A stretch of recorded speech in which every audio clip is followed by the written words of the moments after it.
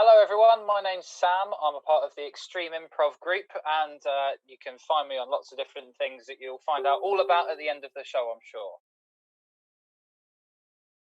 Hello everyone, my name's Sam. I'm a part of the Extreme Improv group, and you can... Yes, hello. My name is Dave Green, and I'm not part of the Extreme Improv group as such, but I am part of the Extreme shows, and been doing these lovely little podcasts. Oh, Dave, you feel like a permanent fixture now. You've been around since like December. I just haven't done a live show yet. Just haven't done a live show, you know. So we'll make that happen. So the thing we're just testing for everyone watching before we introduce the show properly is that we are all live and can be seen and heard. So can the audience hear me? Do you think, guys? I think they can. Sam came through. Excellent. And I came through. Fantastic. So, to our audience and listeners, if you're listening to this just on the audio version, this is the Superkick oh my gosh, I'm going to start that again. This Superkick Mania pro wrestling podcast from Extreme Improv. My name is Dave Postanski, and I am joined by Dave Green, Extremes, where's my camera? And Samuel George, and we're going to be discussing WrestleMania because it was the first ever 2-night WrestleMania event, and it has just happened. So we're going to discuss what we thought. So first of all, guys, overall impressions. Sam, what did you think? Good, bad? I thought overall I enjoyed it quite a lot. I think the second night was quite a bit better than the first night, but I enjoyed both. I think the first night definitely had some moments worth talking about as well. So yeah, overall I thought it was a good event. Yeah, Dave, what was your overall early impressions? My overall impression so far is it's the definition of a mixed bag. Yeah. There were some matches that really underwhelmed me, and some matches that I thought actually over-delivered. So, yeah, really, really mixed. Yeah, I completely agree. We're going to get into the nitty-gritty of the individual matches momentarily, but mixed bag is a perfect way of summing it up for me. There was some stuff I thought was amazing, some stuff I thought was awful, some stuff which I was like I expected more, got less, and some stuff I didn't expect anything and was pleasantly surprised. So, first of all, what did you think of the opening, intro credits? First of all, there was Stephanie, and then there was a weird Jack Sparrow trailer, which they played both nights as well. I sort of skipped it, to be completely honest with you, because I watched... So basically, I was doing something before, so I ended up watching the first night an hour later than it was actually being put on live. So I kind of skipped through that first bit and got straight to the first match. And then I was on a video call for last night's show, so I kind of wasn't fully concentrated on that either. Excellent start. Dave, did you see it? Yeah, I saw it. I did wonder or not, though, this was... I did wonder if this was their original plan or not, or whether it's I thought they were starting off as sort of a parody of look, this is what was going to happen. Now we're having to do something really different, and so they added the Jack Sparrow voice thing, but then it just sort of kept going, and I was like, is this ever going to end? Yeah, this is a really long package, which is really weird because that's how I felt about some of the matches. Very true. But yeah, no, I enjoyed it, but I was quite surprised they did the same one again for the second show, and I was kind of well, I'm skipping this. Yeah. For the second one, because I know the joke is coming. But yeah, no, it was fun. I literally last night when I was watching the second one, I was like, I can't remember what it's from The Simpsons song where there's a joke about they're playing yesterday's tape, and they're like, just go with it or something, something like this. Okay, so. Okay, I didn't actually see there was a pre-show match or a free-for-all as they used to call it. Cesaro and Drew Gulak. I didn't see that. So, either of you see it? I did. Any good? I did. Yeah. It's just a match that really intrigued me, and they're two guys I've known from pre-WWE from stuff that they've done, and particularly in a group called Chikara. I don't know if anyone. Chikara Pro. Chikara Pro, yeah, exactly. Yeah. They're both quite big fixtures of that company for a long, long time. So it was nice to sort of see them. And it was a match I thought really worked without the crowd because it was just it was a straight through. I'd recommend it. It's only about 5 minutes, but it's a really good 5 minutes. Okay, I saw one thing. I saw one thing on Twitter, or like a GIF of something, where Cesaro was doing like a swing on his shoulders with no hands or something. Yeah. That looks I was impressive. just coming to that. Yeah. So the match has all just sort of worked on Gulak working on Cesaro's right arm, so he couldn't throw any uppercuts, couldn't do the neutralizer and all that sort of stuff. So Cesaro sort of had to go to his left hand for an uppercut. And he's finished it with this move he hasn't done since he joined WWE. He used to do it quite often, called the UFO. And so it's an upside down fireman carry, and it spins around so much that he can keep the momentum going without actually holding on to the opponent. Wow. Just has his hands on his hips and going around, and it's a really impressive move. And he's not done that for years, and he even called it the UFO in a little YouTube interview thing afterwards, and even mentioned he hasn't done it for over a decade. So for a fan like me, that knew their stuff before WWE, it was quite a nice moment. Cesaro is ridiculously strong, isn't he? It's everyone knows because he shows it off often enough. But how strong is that guy? I think pound for pound, he is the strongest there, I think. Yeah.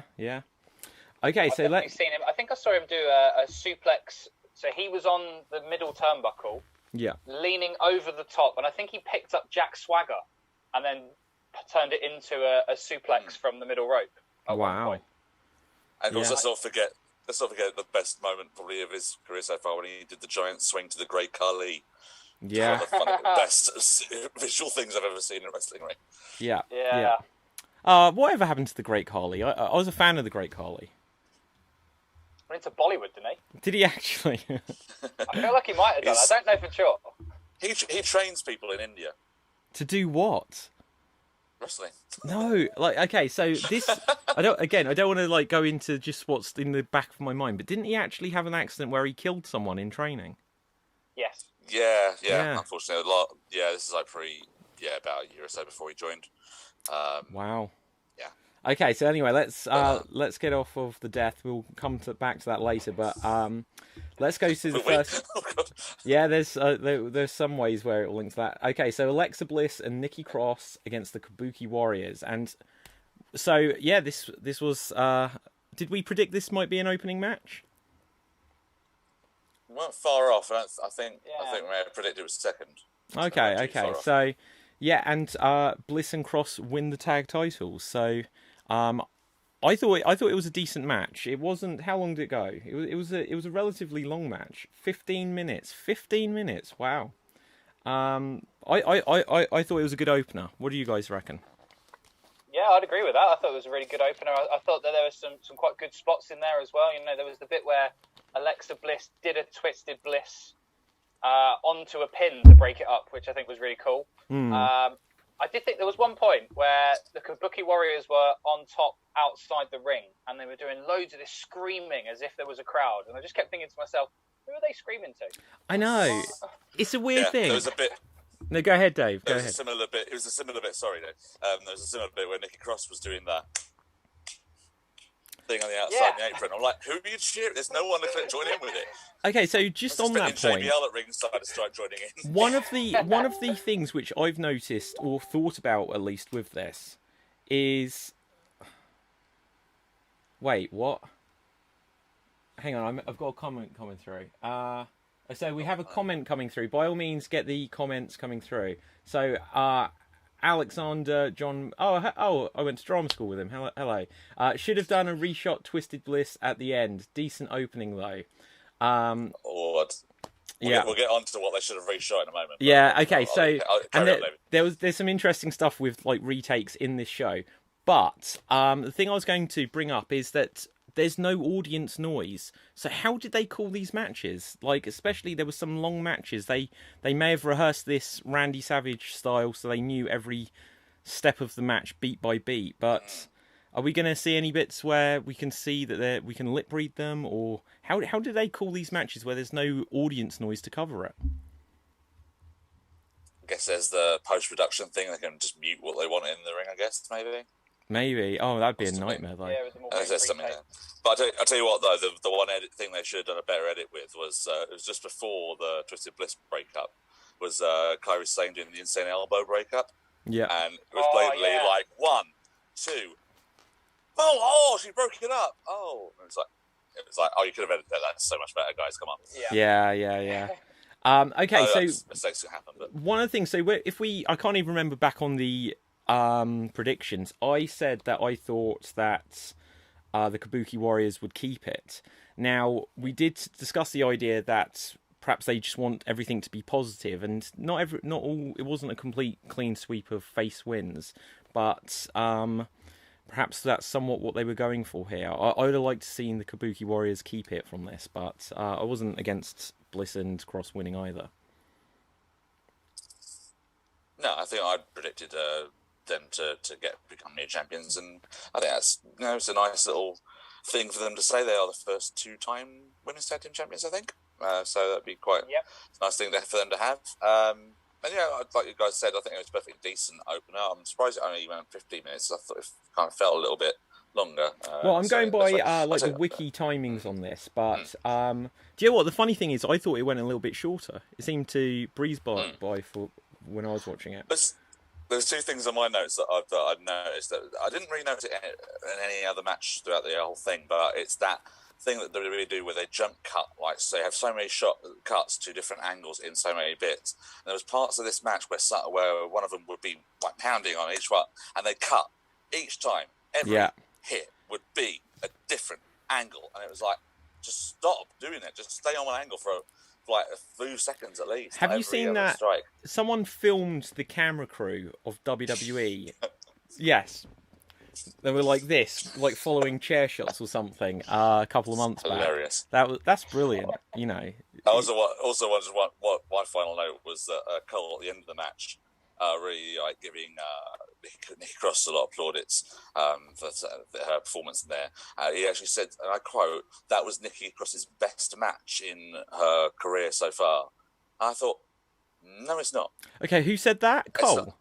Cole, yeah, Michael Cole actually says at the end, sort of like, that was Nikki Cross's best match. And I'm just thinking he probably didn't watch the last women's standing match with Asuka in NXT. That's all I'll say about that one. Yeah. Well, okay, so it's very much a thing that, like, I remember back at, was it Survivor Series, Jerry Lawler on commentary, he had never watched NXT in his life. Okay. Definitely not. Let's go on to... See, this is what we should have expected to be the worst match on the entire 2 nights. Elias and King Corbin. And it was. I think there are other contenders. It depends how we feel about different aspects of things. Yeah, okay. To me, it was, for what it wasn't great, but it was inoffensive. If this had happened on it's not a WrestleMania match. If it had happened on an episode of Monday Night Raw or, I don't know, the main event or Superstars or whatever Livewire second-rate show, I'd have just accepted it. It'd have been on something on the background, wouldn't have paid too much attention. Could have got a sandwich during it. What do you reckon, Sam? I like that they tried to bring some semblance of a storyline to it by putting Elias on the pre-show and then having him fall off of that rafter thing that they've got in the Performance Center. But as you say, it was just one of those ones where I was watching it and I was thinking, yeah, it's fair enough. You know, they're doing solid work, but I'm not invested. I'm just not really bothered by it. And then Elias picked up the win, and I was kind of like, okay, fair enough. Yeah, and when you consider that last year it was Corbin against Kurt Angle for Kurt Angle's retirement match, and now he's losing against Elias a year later, and he's dressed... I don't mind, because when you're dressed as King of the Ring, you always look a bit of a clown, but I like that they've given it a bit more of a medieval Game of Thrones look to it. But how the mighty have fallen within a year. I don't know. I think it's more Robin Hood than Game of Thrones. Well, yeah, I've never even really watched Game of Thrones, but it's something like that. Dave, what are your thoughts on the match? I didn't watch the shows live. I've watched them like during the days after. So I watched this about 12:30 in the afternoon, stuff midday, and I sort of saw the free match stuff with the fall from Elias, which pretty much should have probably killed him. And then so at the beginning of the match, skip forward for about 5 minutes. Match was still going. I literally fell asleep while those last couple of minutes were still going.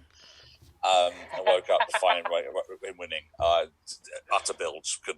Skipped in. I still fell asleep. Yeah, no, fair enough. We're going to get through the results probably a lot quicker than we got through the predictions. Just because so far, like, some of us haven't watched all of these matches. Okay, oh my gosh. Okay, talk about a surprising, underwhelming match, and that's giving my view. Becky Lynch, Shayna Baszler. Yeah. Wow, we spoke. So for anyone watching who didn't see our prediction show, might not be the most relevant thing to go back, but if you want to see the complete story, you can go back and check that out as well. I said that this is make or break for Baszler, that she kind of needs to win here because the moment may be passed later. And they'd built her up as basically the women's division's Brock Lesnar. And how long was this match? Lynch, 8 minutes 30 seconds.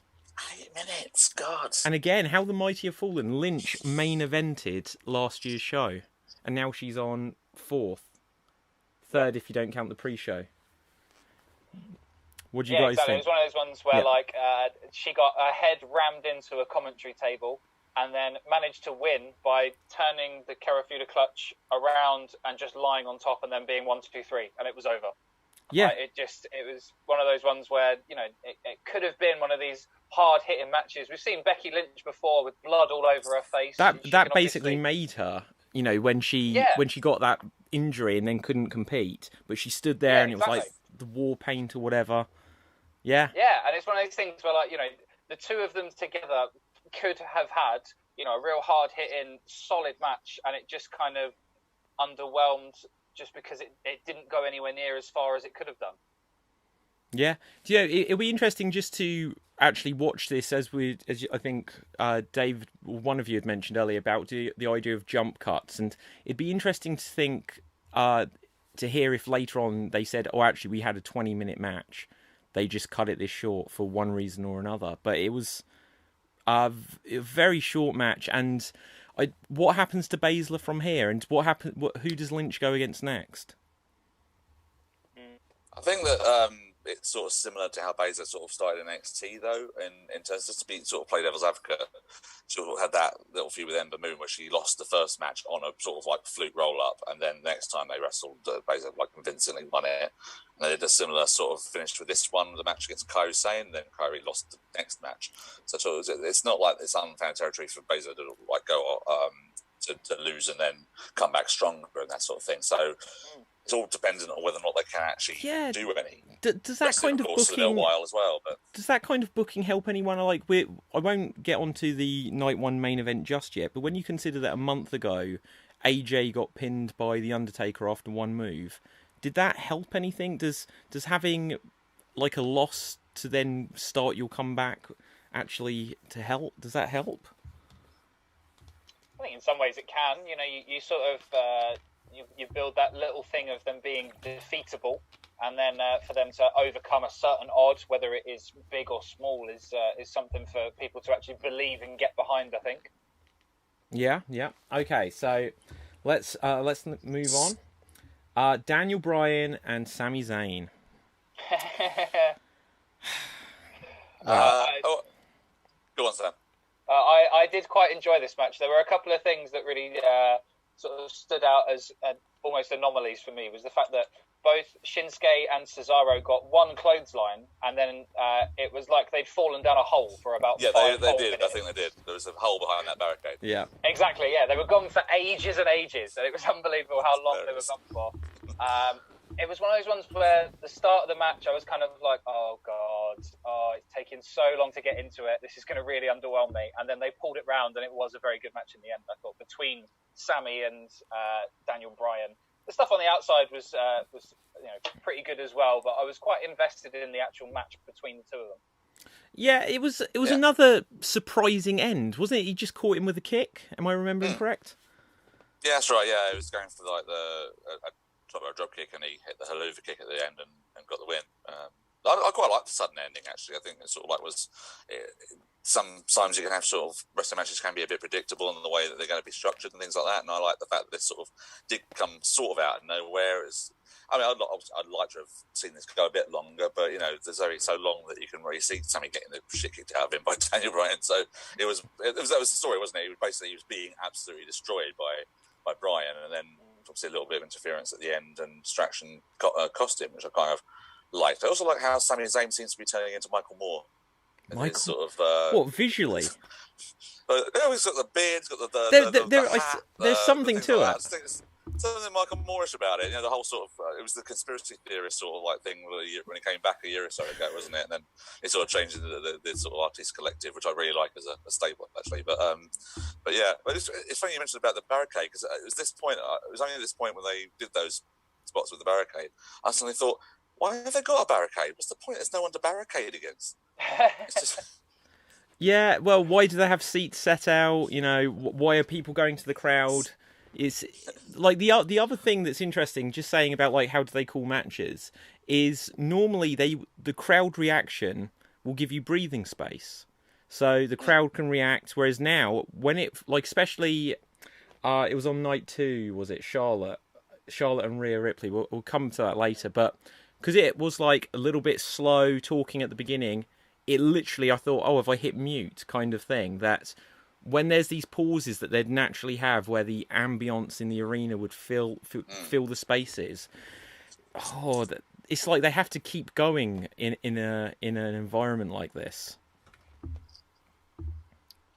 Yeah, I think it's one of those ones where sort of the commentary team come into it quite a lot there, and they have to be helping to build those moments as much as they can, but at the same time, it is incredibly difficult, as I'm sure we all know, to actually fill a silence like that. Yeah. Okay. The commentary was go ahead, so Dave. bad this year that the commentary was generally so bad though that those silences were not filled, and you could actually it was even more awkward. There's points where I was like, commentary just like disappeared. What's going on? Okay. Do you guys how do you guys rate JBL as a commentator?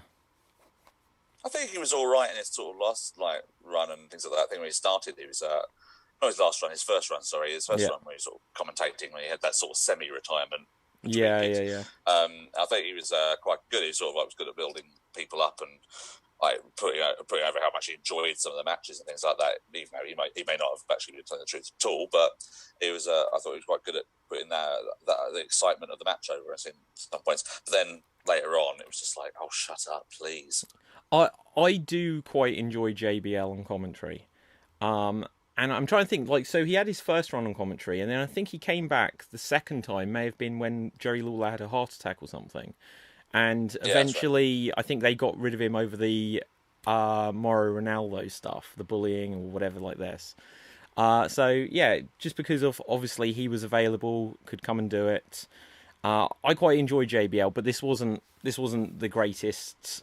It's hard without the audience there to feed off of. It's going to be more difficult for the commentators as well. So I don't envy anyone in that position. No, not at all. Okay, so let's come to, and we spoke about this on the prediction show, and then we actually messaged in between when we had it confirmed. We had for the tag team championships, for the SmackDown tag team championships, that is, we had Kofi Kingston versus John Morrison versus one of the Usos. And it was Jimmy Uso. The funny thing was, when I'd read the spoilers or whatever in the week leading up, well, it wasn't spoiler, it was just this is the match. It just said it was John Morrison versus one of the Usos. So I was pleased Kofi was in there as well. Yeah. I liked it. What did you guys think? Yeah. I agree. I think it was really good. I thought it was sort of, in a way, in some ways better without people like The Miz and Big E who don't do the kind of high-flying stuff, because it just kept it as exciting all the way through for me. I like, the fact that they were jumping off of the ladders and off the ropes, all that kind of stuff. The tightrope walk from John Morrison, I'd made a little squeal when I saw that. I'm not going to lie to you at all. I thought it was really good. That was great. However, I watched that back before, so they cut camera angles. You see John Morrison get to the top of the ropes and his arms are down. It changes camera angle and his arms are up. That was not the first take. Definitely, that is 100% not the first take. They did not get that in. Yeah, but it's still incredible. He did it. So this is the thing. They could have, if they'd imagine if Ricky Steamboat, well, he's still alive, and Randy Savage had got the fact that they could reshoot things to work with. You could, within this environment, create the perfect wrestling match. Obviously, without a crowd, but there was stuff that was innovative in that match. I think there was a bit where the ladder fell and John Morrison ducked in between things. Yeah. I hadn't seen that before that I can remember. That was cool. No, not at all. I've not seen the ending before either. The fact that, you know, he kind of just held on to the titles as both the other two knocked him off, and then he just ripped them down with him. I thought that was quite a fun ending. I definitely have seen that somewhere, and it may have been in a TNA Ultimate X match. Anyone, do you know TNA, Sam? Yeah, I know a little bit about TNA. Okay, so the Ultimate X is where they've got the ropes across the ring. Yeah, and there was an X, and I think there was something where like 2 or 3 of them had it, and something happened, and one just ended up with it. I think I've seen variations of that before. What do you reckon of the match, Dave? I'm going to be the low man on this one. I didn't enjoy it as much as you guys. I think there was a nice exchange between the 3 of them at the beginning, and then they just immediately went out and got the ladders, and it turned me off a little bit. I thought, we're just going to have another multiple ladder, multi-stunt sort of stuff. And, you know, I enjoy ladder matches to an extent. But for some reason, this didn't connect. I think the noise of the ladders was putting me off. This is the one match I think across the whole weekend that where the crowd not being there really affected it for me in terms of the enjoyment. And I sort of ended up feeling sorry for all of them. They all just in so much pain and just not getting that sort of immediate. You know, when you're in a show and things like that, you do a complete show, for instance, and you get that immediately like reaction from the crowd, whether or not you've done a good joke or not. From that, they didn't obviously get that, and I just kind of felt it's what I was trying to say in the last broadcast where before my audio went all weird.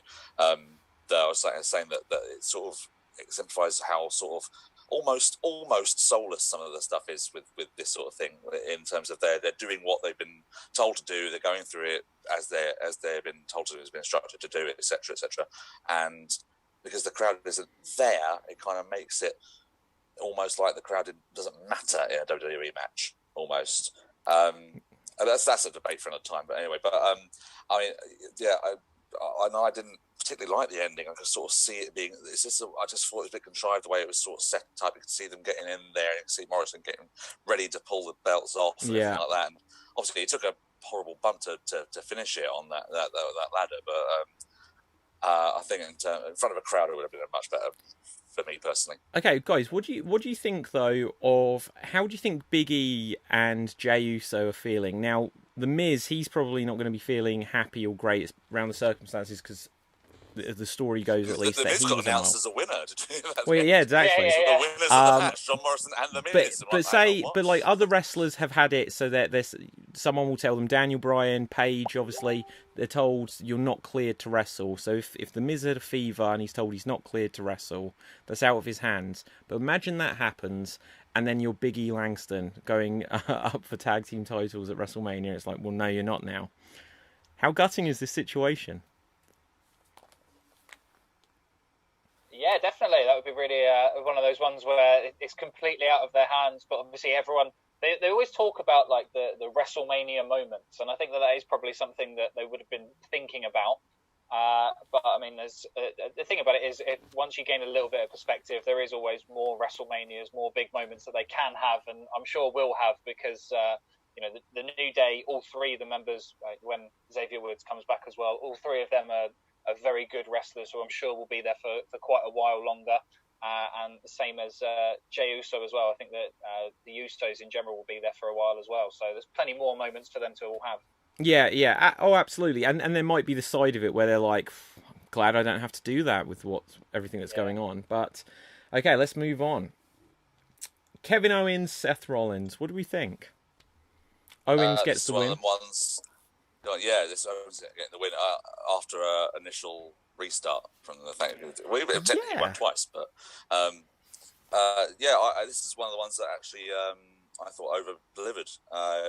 Thought that they've had matches in WWE before and don't necessarily think they've hit home in their previous encounters as much as they would have liked to. And I think this one where everything sort of seemed to hit. There was a lot of really good talking. I think the whole time it's the one advantage we have with our crowd is you can hear them talking, talking smack to each other, and I think they did a really good job with that in this one.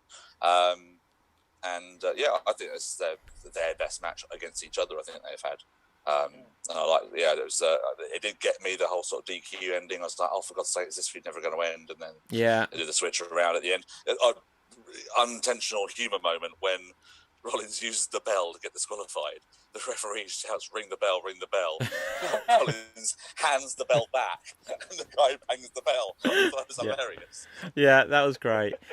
And it's an inventive idea to have that, and then this puts into this story of this isn't his WrestleMania moment to win by DQ like this. Let's do this properly. And often what will happen in a situation like this is the other person will then get the advantage. So for him to put it on the line, say no, let's finish this, and then still win. I liked it. Yeah, that senton off the sign or the elbow, whatever it was, that off the table was mental. Oh my gosh! Like, okay, fair enough. Yeah, like that was a moment I watched back just to think, perhaps how did he get up there? Because he seemed quite quickly, but obviously it's not that far. I was like, how much teleporting is in wrestling nowadays? But no, that was great. And there was a couple of things, especially on night 2, where people were taking these big bumps and things. And at home, you're like, oh, wow. But always the thing that came to my head was, they really didn't need to do this. What did you think of it, Sam? Definitely. I really liked it. In all honesty, I think I probably could have done without the initial DQ finish, and then to go back, I think they maybe could have done it as a no DQ right from the beginning. Maybe it was a last minute decision they added in. But I thought that was cool. I don't know how much the stunner was needed at the end. I sort of feel like he could have just thrown him into the ring and pinned him. Yeah. Bit of overkill. Yeah. Okay, so now we're coming on to the Universal Championship match with... Well, before we do that... Before we do that, sorry, I don't know if you guys got my message yesterday about the fact that Seth Rollins is called the Monday Night Messiah. Oh, yes. I did wonder whether or not we could guess as to what he is on the other days of the week. Okay. It's just a Messiah on Monday night. It must have other ones on there. So okay, Dave. I forgot about this, but I'm interested to hear what you guys have got. I'll throw in the Tuesday night turkey. What have you got? Tuesday night turkey. Okay, I have the Tuesday night terrier. There is a dog-like quality about Seth Rollins. Yeah. Sort of like he's a bit of a ruffian. Yeah. I had the Tuesday night toga wearer. Yep. Okay. Okay, you guys, because I didn't prepare. You tell me your Wednesdays and give me a moment to think. All right. I've got the Wednesday night Weight Watcher. Wednesday night Weight Watcher. Because at one point in the match, he did tell he threw Owens out and said, "Get out of the ring, you fat bastard," or something like that. He said something like that. So he's obviously watching other people's weight, I think. Yeah. I've put down the Wednesday night Wigfield. I sort of like the idea of him just doing all of that to himself. I think he's going to be the Wednesday night warbler. He's just going to be out there, like, singing his guts out. That's a good one. Okay. I've got the Thursday night thrifter. I think he knows a good deal when he sees it. Yeah. Sam, do you have something for Thursday night? I'm going to go Thursday night Thanos. I like it. I'm going to go... I don't have something. Not many words to begin with. Thursday night... I don't have one. Okay, we'll move on. I got the Friday night fire starter because of the whole burn it down thing. Yeah. Very nice. The only thing coming to my mind for Friday is a bit of a rude one that involves Becky Lynch as well. Okay. Are we just going to imagine? Are you going to fill us Friday in? Night Fucker. Yeah, there you go. I should have gone for Thursday Night Thunder as well. Just bring it back to WCW. He could tag with Johnny Nitro, and then they could, have the whole week slate in there for WCW. Okay, the Friday night Friar. So he's like a monk. I don't know. Friar, there we go. Yeah, that works with the Messiah thing. Yeah, Messiah to Friar. Okay. Yeah, there we go. Okay. That's all right. Saturday night, I had the Saturday night Santa. I think he dyes his beard white every Saturday night and puts on a hat and goes out and entertains the local children. Yeah. I'd probably go Saturday night Sultan, similar to the one before, going back to the Messiah thing, the Saturday night Sultan. I think he's the Saturday night Shapeshifter. Oh, Yeah. Nice. Although with the Saturday Night Sultan, I am picturing him wearing the Sultan gimmick from 1997. Who was that? Was that Rikishi? That was Rikishi. Yeah. Wow. The One of gimmick. Rikishi's many gimmicks. What else has he had? So he was one of the head shrinkers. He was one of the head shrinkers. He was also a Samoan SWAT team in WCW before they joined WWE. Wow. Yeah, it was, you're right. Yeah, because it was the original head shrinkers, and they did the booted head shrinkers when Lou Albano was trying to westernize them. And he was Make a Difference Fatu when he was a guy from the street wearing a very 90s shell suit. Yeah. Then he was a Sultan. Then he was... I think then Rikishi. Yeah, then Rikishi. Yeah, Rikishi, and then that was it. Yeah. he was in Too Cool. Do you know what? Okay, so here's Yeah. a tiny little Rikishi segue story. So, without giving my home address away, there was going to be local wrestling coming to the town at like a local theatre, and they had advertised, and this will tell you how old it was, that appearing on this show would be WWF wrestlers Fatu and Yokozuna. And it was like, nice. oh my god! I turned up with like my Hasbro action figures of them. I was going to get them signed, and then when we turned up to the show, it was like there was like an error or something, and that Yokozuna needs 2 seats on a plane, and they hadn't booked it, so he couldn't come. And then it was like, well, why wasn't Fatu here? You know, Yokozuna couldn't get his seat, and then Rikishi never came either. So there was like a near riot that night, like genuinely, just because everyone was like refund. I've heard stories about like that in that sort of like era of British wrestling. I think there's been multiple times when the British Bulldog had been advertised and sort of like it's between WCW and WF sort of stints, and because he'd re-signed with one of them or something like that, they just had some guy turn up as the British Bulldog playing the British Bulldog. That's or awful. Something like that. There's a lot of those sort of stories. Yeah, like I do remember, like years ago, you'd get the Legend of Doom, which would be like a fake Hawk, and I saw him like at a Butlins in about 1992 or something. The Legend of Doom. That was, the Legend of Doom was Ricky Knight, who is the father of the Knight family, and Paige being one of them. Oh. No way! I met Paige once years ago when there was a SummerSlam that I went to. In 2013, she was wrestling NXT, like on a Access show or something. So that's cool. I didn't know that. I will tell this story, even though it's something to perhaps regret. So when I then saw him wrestle again many years later, and he was still Legend of Doom, I started the crowd with an OLD chant, and he wasn't impressed. I'll bet he wasn't. Yeah, I know. He was like this and just like flick sweat at everyone. It was brilliant. But that's cool. No, no ill will. We were just having fun in the crowd. Let's bring it back to WrestleMania.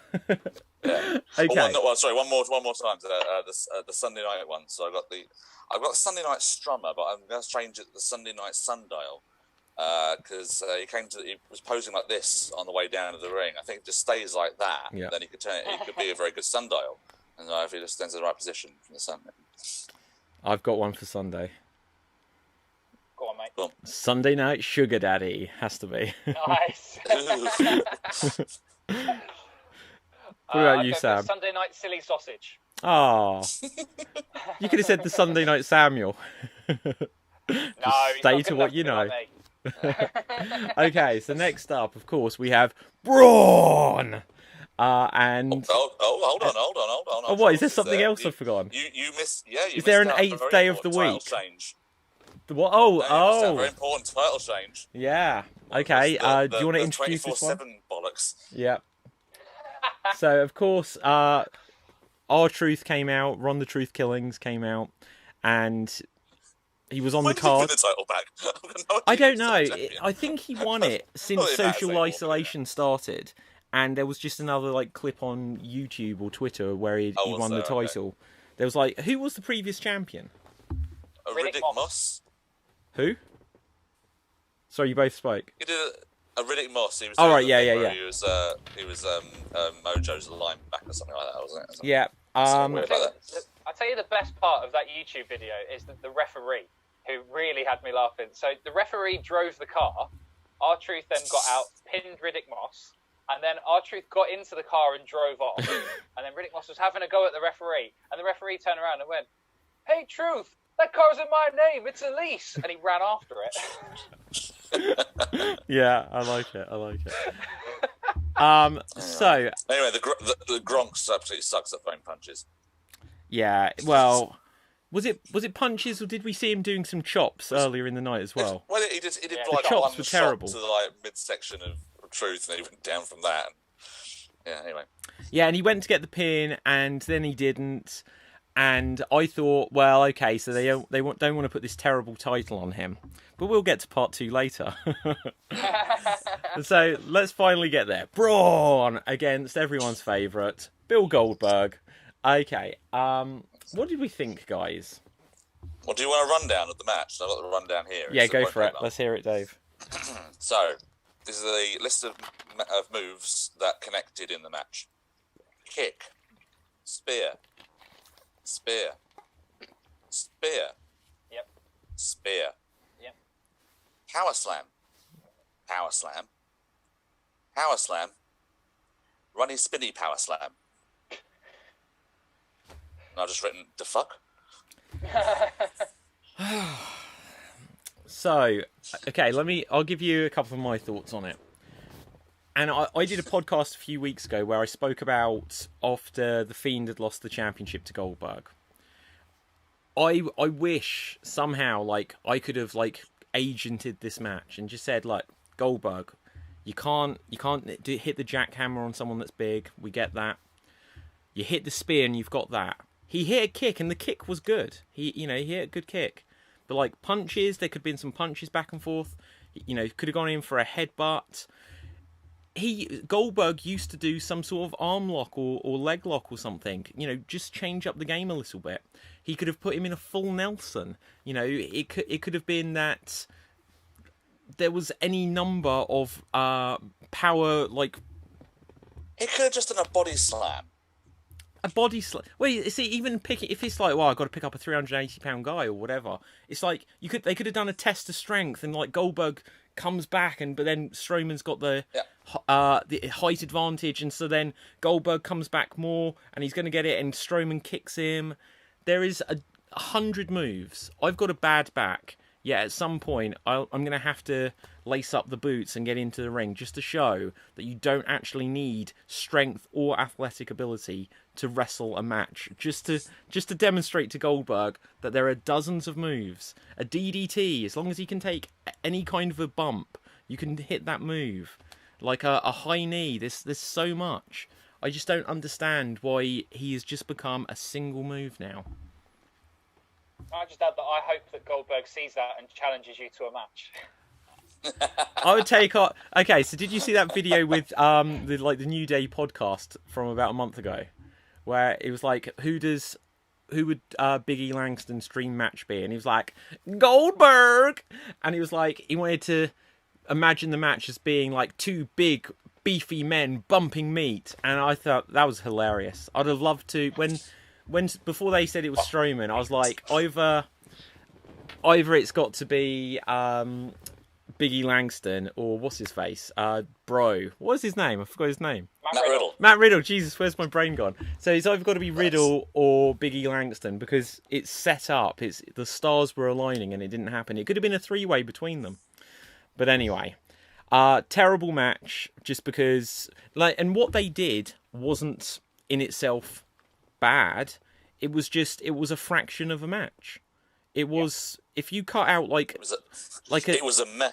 if you cut out like 2 frames in between moves, you'd think it was just a highlight reel, and yet it was the whole match. It was embarrassing. It shouldn't have been on the card, frankly. It was just unimaginative tripe. It just, like you say, they don't think, just throwing a strike here or there, face lock pound on something or anything like that. It was just, just do your moves. Braun, just do your power slam a few times and. Well, get these hands. Why wasn't there anything?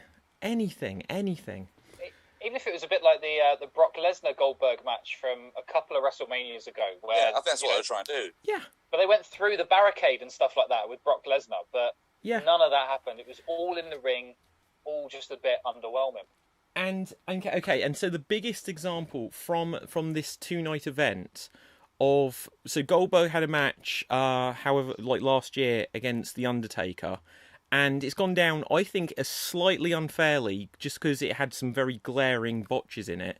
But Goldberg tried to have another of his longer matches here, and there were some botches, but they were in whatever degrees heat in Saudi Arabia, and there was other factors to it, perhaps, and he knocked himself out, so there were other factors. But he's not incapable of having a slightly longer match. But the other half of that match in Saudi Arabia was The Undertaker, and The Undertaker against AJ Styles demonstrated, because what moves were done in this match, we're going to segue onto it, what moves were done in this match, and yet it shows you can have a long fight with lots of different content. If you use weapons, if you use the barricades and stuff like you say, you can put on like a compelling thing where you're not having to jackhammer someone, you're not having to do belly-to-belly suplexes and stuff like this and take massive bumps. But yeah, they just did nothing. And what do we think? Okay, before we get on to the main event of the first night, what do you think of Strowman as champion now?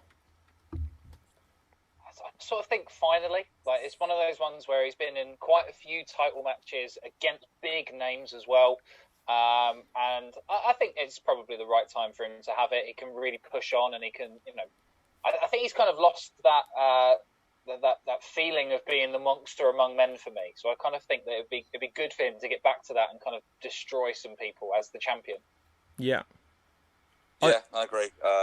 Yeah, as I said the other day on the preview that it's one of those ones where it's like they had to do it with this title change and sort of finally pull the trigger on him. And yeah, like I say, there've been so many times in the past where they've had the opportunity to do that, and finally he gets it. And yeah, I think it just have some sort of idea of what they want to actually do with him, instead of, because just it was only, if I remember, it was only a few weeks ago he was doing like this feud with Sami Zayn and a lot, and being not vulnerable, but being beatable and things like that. So he's still got that beatable sort of quality to him. But like I say, have him run through the. Well, yeah, they might even be able to do something there, because obviously Zayn took the Intercontinental title from him. If he took the Intercontinental title from the now Universal Champion, that's a good reason to say, well, actually, I just beat you, so I'm the Intercontinental Champion anyway. Maybe I'm the number one contender. Yeah, it's natural first feud, yeah. Yeah, that would really make logical sense. Okay, so elevates the Intercontinental title as well, doesn't it? I think exactly. The mid-card titles get so lost at the moment. Like, the US Championship wasn't even on the line for one reason or another, but no one really cared about it. No one was ever mentioning it. So yeah. Okay, so Undertaker AJ Boneyard match. Now, first of all, do you guys count that this is a WrestleMania main event? Or is it halfway through the show? Yeah, I think it probably should have been halfway through the show. I think having a moment like the heavyweight championship title change probably does work better as the final match of the night. But I think it was one of those ones where the ending of the match kind of spoilt it for me. I thought it was really good up until the moment where the Undertaker was in the grave, and then it all just became sort of almost teleportation, Panto-esque. Yeah. Yeah, it almost became sort of Panto-esque with the way that happened for me. What do you think of it, Dave? I think that I don't. Obviously, I think in the great scale of things, obviously, it's not going to go down as the main event of WrestleMania 36, but it was certainly nothing was going to follow this on night one at all. So it was placed well in that it was positioned well in that type of scenario. But no, I didn't see results or anything like that, but I sort of was. This match was all anyone was talking about on social media. Yeah. And the day I was looking up to it, and people were actually generally being very good on social media and not spoiling results and things like that too badly. Yeah, so this is one I was looking forward to. It obviously had the whole Hardy compound sort of vibe to it. So obviously, maybe Jeremy Borash must have had his paws all over this one. I would have said, yeah, and it was one of those things where I think there was so much that did work with it. A couple of bits, maybe not so much. I'm still a little bit. I think I need to watch it again, but overall, it was very enjoyable. Yeah. And, so some of the stuff in there was very, very. I mean, we almost got. We did get Taker to an extent, which I was quite happy with. Yeah. Just a shame it didn't. Just a shame it wasn't You're Gonna Pay that was soundtracking him in to that random Metallica song. Okay, what? How's you're going to pay? It should have been rolling, surely. Keep rolling. I'd accept that. Yeah, I'd accept Yeah. that one. But I've got a soft spot for like, you done it now. Do you remember? Okay, Dave and Sam, you may remember this. Do you remember the very first time he had that theme tune and he didn't have rolling anymore? Oh yeah, that was the very first. I think that was Judgment Day against Hogan. It was, and it didn't have lyrics. It was an instrumental. And it was instrumental, and it was so weak, and that's when he won the title. It was really weak. They hadn't got the track finished clearly, and he won the title with it. And when I've watched it back since, I wonder if I think they've actually pumped it up slightly, because at the time it was just da da da da da da. Yeah. Anyway, if you watch any network like show from that sort of era, anyway, it's now that's the song that soundtracks all of it now as a UK pay-per-view where I think it's Undertaker against Chris Benoit, and there's this thing where he's been attacked backstage, and they do the thing of playing the music, and the guy doesn't come out to the music, and they do it a couple of times and everything like that. And because they've overdubbed it, just there's this annoying bit where every now and again it just comes out going, "You've done it now." Silence. But nothing's happening. Okay, well, announce Chris Benoit as the winner by forfeit. You've done it now. About 3 or 4 times. Oh, Alex has given us another comment. Don't forget Carl Anderson being alive on the roof at the end. Was he? Did we see it? Did we see that at the end, Alex? That. If you're still there, what happened there? Did we get like a little thing of he's okay? Because actually, so let's break down. I'll give a couple of my thoughts on this. When I first watched it, I was like, okay, so this is a final deletion, ultimate deletion, Hardy compound match. And I was like, oh god, it's just got like the music in the background. It's going to be a little bit cringe. But within probably 4 minutes, I'd kind of just accepted what it was. And I really enjoyed it. To me, and if anyone out there gets the reference, this was an episode of The Walking Dead, and this was Rick fighting Negan. And I thought it was really good for what it was. The dialogue, clearly they were improvising, because it was very much back and forth. Yeah, what? You want this? You ready for this, boy? Come on then, huh? Come on then, right? And stuff like that. But the dialogue made sense in this. I loved when AJ's like, "You made me break my finger." I thought that was great. Yeah, that was great. You attack someone and then you complain at them when you break your hand on them. Yeah. The bit where there's Anderson and Gallows, and suddenly the barn doors all come down, and there's like basically the creepers there. I laughed out loud. That was brilliant. I was like, but it was cool. If this was like a like, I'm trying to think, like what movie is it? Like The Wrong Turn or The Hills of Eyes or something, and it's just like the Mountain Men or something, we'd have completely accepted that. Okay, hang on. So Alex says, sorry, I meant to say burnt alive. He was presumably still there after the tombstone. Of course. Yes, of course, because the whole thing goes on. Oh, yeah. Yeah, so Anderson must be, he's cremated. We got a little bit more teleportation. The Undertaker, but Undertaker has been teleporting for 20 years. So yeah, that was great.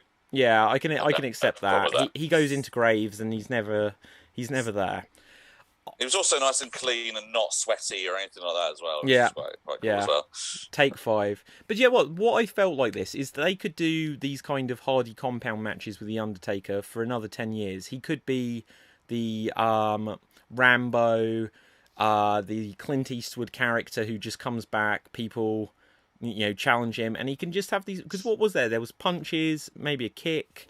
They ran through a fence or something, and yet they could shoot this over. Apparently, they shot it over 8 hours, and I thought it was good. I thought it was a good end to it. And also, I'm a huge AJ Styles fan, so I'd like to say this was a WrestleMania main event, just because it was part 1 and part 2. There was just 2 WrestleManias this year. Yeah. Okay, let's move on to night 2. Liv Morgan and Natalia. I did not see that. Is that another pre-show? Yeah, it was pre-show. Any good? I didn't see it. You can go for it, Sam. Oh, it was a match that happened between Liv Morgan and Natalia. Not a lot particularly exciting happened, but Liv Morgan won in the end, which I was quite glad about because I quite liked Liv Morgan just in general. I thought she was a bit underused in the Riot Squad, and hopefully now this pushes her on a little bit because I think she's quite good. Yeah. Okay, that's all I've got on that. Charlotte Flair, Rhea Ripley. Now, okay, so we haven't mentioned too much about what we predicted, but that's kind of neither here nor there at this stage. I think I said that Charlotte needed to win, and then she could go and elevate NXT, and that seems like what they're going for here. And I don't think it hurts Ripley in the process. No, this is one of my top 3 matches of the weekend. I really enjoyed this. I thought it was, like I said in the preview, I wasn't necessarily the biggest fan of these two, but they just managed to mesh really well. I think that was, aside from a slightly sloppy spear, that was everything was pretty much hit really well, and it's really like simple. It just told a simple story. You know, they had like the early bit where Rhea hit the riptide and almost got it, so like to show, you know, I am legit and all that sort of thing. And they just told a really simple story from working on the left leg and having that sort of go into the finish with it, and Charlotte winning and everything. So I had no problem with this match at all. I thought it was really good. Yeah, Sam. Yeah, again, I said in the preview that I thought it was going to be a good match, and I wanted it to be really good. I was on the other side of you, so I wanted Rhea Ripley to win. But in general, I thought it was a very good match. It was very entertaining, barring a couple of botches like the spear, and there was one moment where it almost looked like Rhea Ripley's leg had bent sideways, which made me feel a bit uncomfortable. Oh, I must have missed that one. Yeah, I missed that too. She did. Charlotte did like a chop block, but she was kind of turning at the same time, so her leg kind of bent in a slightly awkward way. Yeah. Interesting stuff. Obviously, it didn't take away from the match massively, but it did kind of. It was one of those ones I watched it and I went, "Oh God, oh." Yeah. Okay, let's move on. Bobby Lashley, Aleister Black. Bobby Lashley looked like he was wearing one of AJ Styles' old ring gear at one point because he's got the same pose. I thought he's got someone else's gear on, but I thought he looked like Leo Rush on steroids.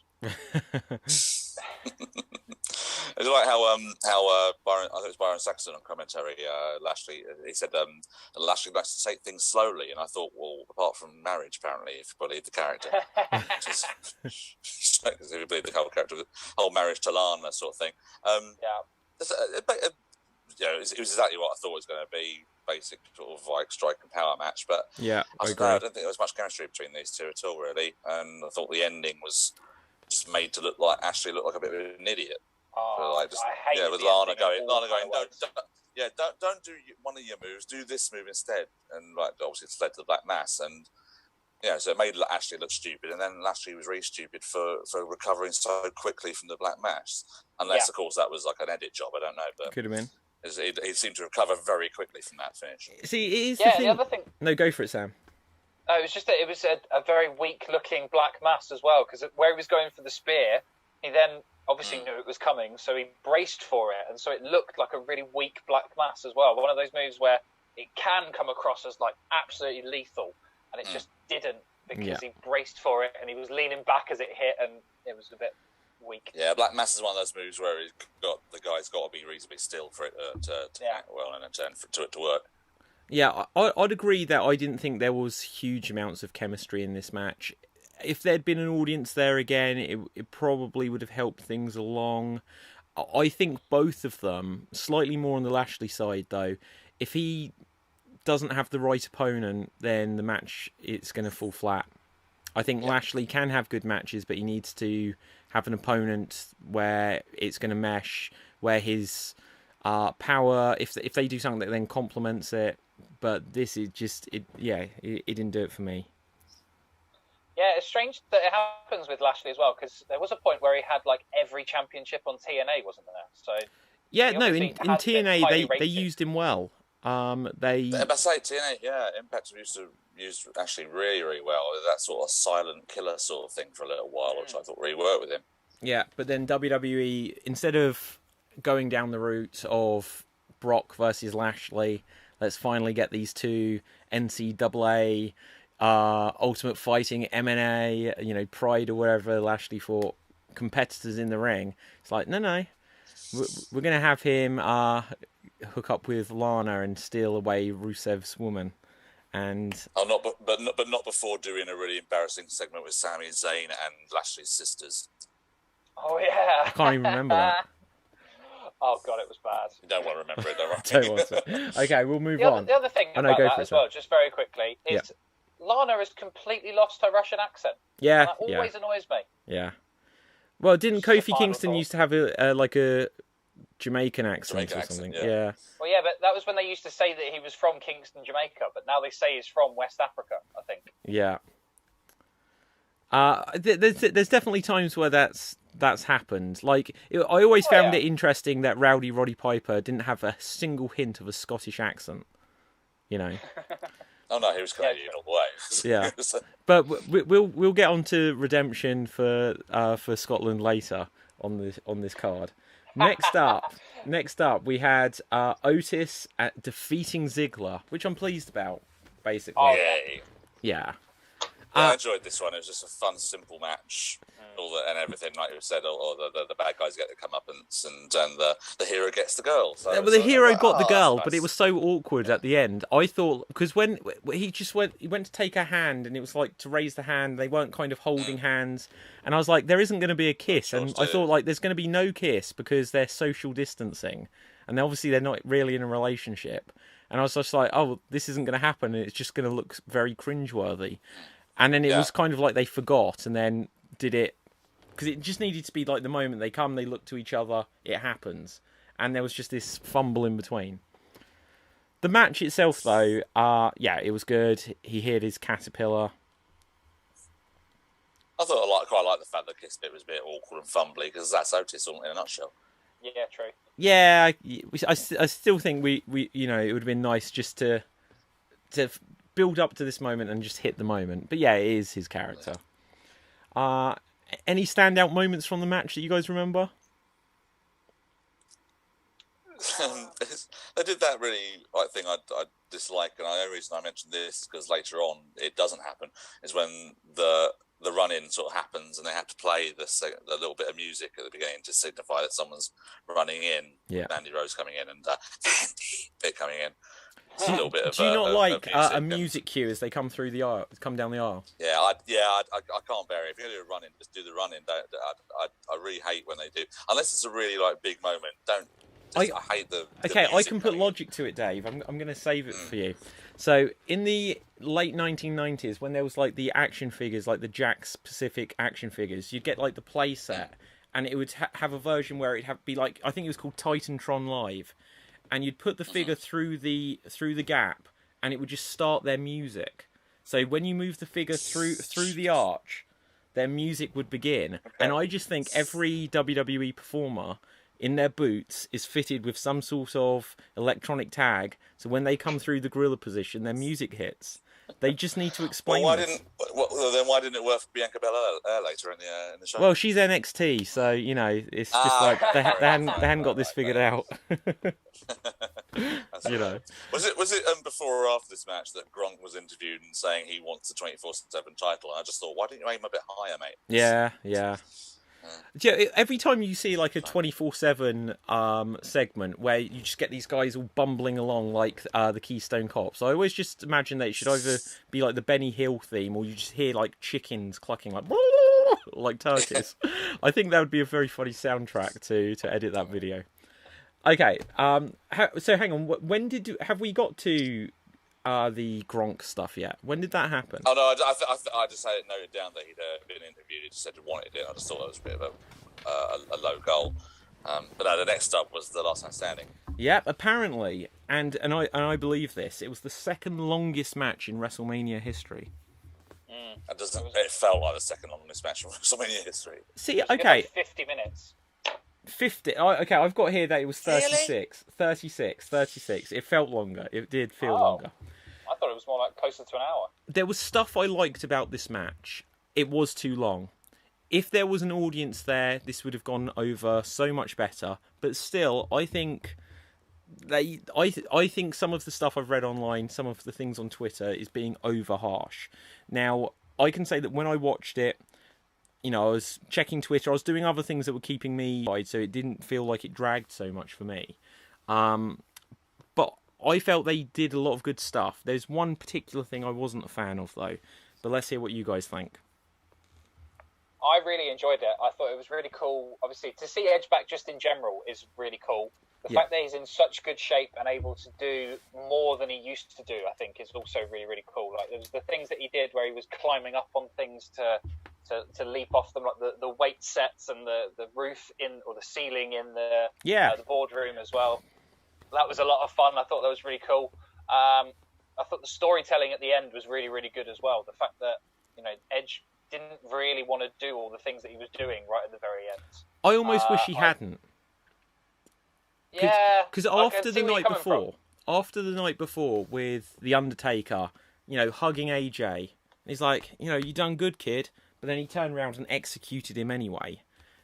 They kind of did the same thing here, where Edge hesitates, and then he did it. And I get why we kind of needed that, but at the same time, there would have been more possibilities if he didn't do that. Was my thought. Yeah, I think then you prolong the feud, and I'm not sure that I would want it to be prolonged. Obviously, Edge is only going to be a part-time sort of thing. He's not a regular attraction, so I kind of want to see him in just different feuds more and more. So I quite liked the whole match as a whole, and the ending as well, especially. Yeah, Dave, what do you reckon? This was the biggest disappointment for me. Like you say, I'm happy that Edge is back. There was good use of the building. I thought there was some really good bits there, like when Edge uses the netting that's in the ceiling in that meeting room for some reason and dropping the elbow down. Yeah. I thought that was quite fun. Did think we were going to have a last cameraman standing match at one point when the poor cameraman got knocked down. But the fact that those are the two bits I can really remember from this, I found it too long and too laborious. I thought, I know it's going to be a slow match because it's Randy Orton, but at the same time, they just kept about a third off of it and things like that. Maybe it would have kept me more intrigued, but I just couldn't keep up with this one. Yeah, I think it would be great, and this is something which is entirely possible, to get the footage. And like any fan can do this if they're listening to this. I'm not going to do it. I've got other things to do. But to get the footage, yeah, busy man. I haven't. I'll do it. Okay, do it. So get the footage, and then edit it down to what it should be. But also, because so much of it doesn't take place in the ring, put in some crowd noise, and I think this will actually be a classic. I think with the crowd noise, because how many times, more so in the Attitude Era, you'd get people fighting backstage, and you'd hear the audience react, and it would still feel great. It'd still feel big. I think you could make a very good match out of what they had. It's just, without the audience to feed off of, how can you tell that, okay, we're feeling it, let's go on to the finish here. They just did everything they've got. The one thing which, when I watched it, I felt angry about. I felt angry, and I know I wasn't, and I tweeted about this within 10 seconds of it happening, and then I've seen a lot of other people say it. They wrestled into the gym, and Randy Orton hung Edge, basically, on the gym equipment.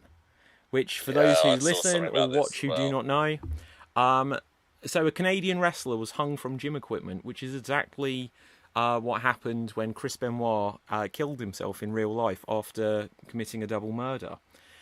Why would you ever do something where there's even the 5% chance that it would reference that? Daniel Bryan was fired from WWE many years ago because he choked someone with their tie.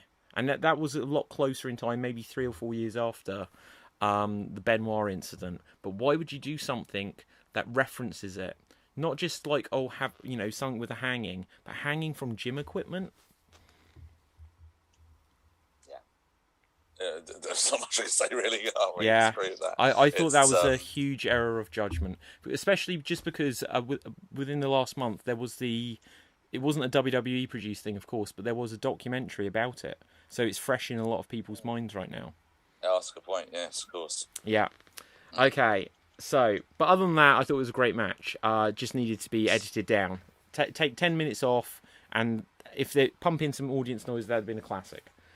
So, next up, we've got the Street Profits defeating Angel Garza and Austin Theory. Oh, sorry, 24/7 interjection here. Yep, go for it. 24/7. Gronk finally got his wish, his lofty goal of winning 24/7 title. He finally did by diving on to a bunch of Mojo and a bunch of NXT trainees who I didn't recognise any of them. There's one guy that was dressed in really colourful gear, and I was like, I must know this guy. Who is he? And I was like, I couldn't make him out. It was quite fast. I couldn't tell who anyone was. Yeah, no, it was literally just a bunch of trainees. And I loved it. Byron Saxton, once again, he had some zingers tonight. When Gronk won the title, he shouted, "Get out of here, Gronk." And I thought, amen to that. Yeah. It's quite interesting that you said it happened really quick, because I missed the entire thing because I went to the toilet. There you go. Literally happened in the space of a pee break. Yeah. Okay, so then we do have the Street Profits against Austin Theory and Angel Garza. It was all right. This one was pretty much as quick as pointless as well. Yeah, so, what was the running time of it? 6 minutes. 6 minutes, 20 seconds. I'd say the post-match stuff was more interesting than the match itself, I thought. It's a decent enough match, but it's nothing you wouldn't have seen on like Raw or anything like that, or just a TV match, But yeah, I like the post-match with them sort of beating down and Zelina getting involved, and then Bianca Belair coming out for the save, which I quite enjoyed. And I was like, okay, it's a good way of getting her on the main roster, I suppose, being with her husband and a hanger-on. So yeah, I could see that as a good little trio. Yeah, I thought this was basically placed on the card where it was to follow the Edge, just as a palate cleanser, just to be something different, just so that anyone watching, obviously there's no crowd, but anyone watching will just, after the Edge match, say you went for a toilet break, Sam, you missed something. Yeah. I think this, they were thinking people were going to perhaps make a sandwich or something at the same time. Which brings us to the Fatal 5-Way Elimination. Oh, good. I thought you were going to say it brings us to Titus suddenly taking over as host and playing his most pointless role. Yeah, so they got a WrestleMania host. So much better. He was so much better, though. I was, but he just came on and just said, "All right, well, I'm going to keep this party going," and they immediately faded to black. Yes. Okay, so next up, we've got Bayley, who retains against Lacey Evans, Naomi, Sasha Banks, and Tamina. I can't remember who was first eliminated. Was it Tamina? Tamina. First eliminated. Of course it was. It always would by be. Everyone pinning her. Yeah. Straight away, I just went, that was excessive. But they always do this with her, where she, like when she was in a tag team with Nia Jax, she was always the full woman, the full girl, whatever. They never push her. They pushed her on the SmackDown as if like, okay, she's dominant, she's a threat, and then she's first gone. I don't know why they do this with certain people. Make a very solid point there, Dave. Oh, I didn't hear it. What was it? What was your point? I said because she's not very good.